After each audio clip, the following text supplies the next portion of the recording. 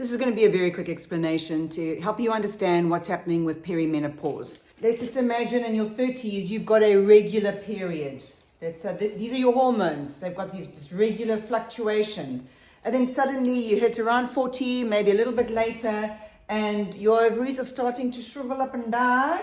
And then you get these spikes of hormones. And you see how it's all over the place. It's not a regular pattern. And what's actually happening there is your body is trying to compensate for the fact that the ovaries are dying and it's spiking your estrogen levels. Let's stick with this being estrogen for a second. When your estrogen levels are high, your anxiety is high and your boobs get sore.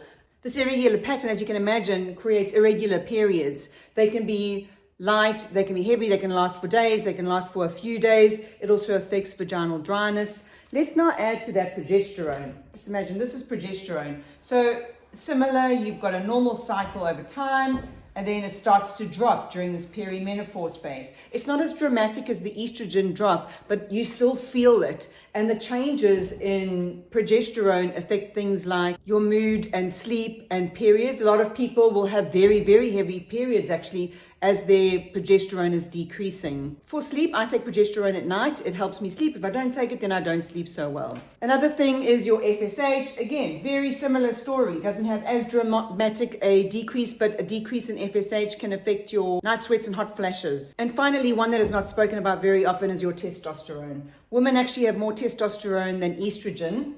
You can Google that.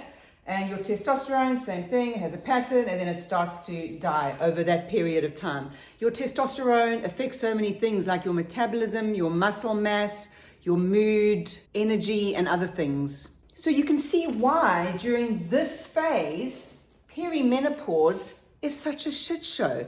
It's horrible. You don't understand what's going on. It's not predictable at all. The doctors don't know anything about it. They only know about menopause, which is why they will often tell you you're too young. When you go into them, you say, I think I'm in perimenopause. They go, no, you're too young. Because they only know about this stage. And this stage is basically when you haven't had a cycle for at least a year.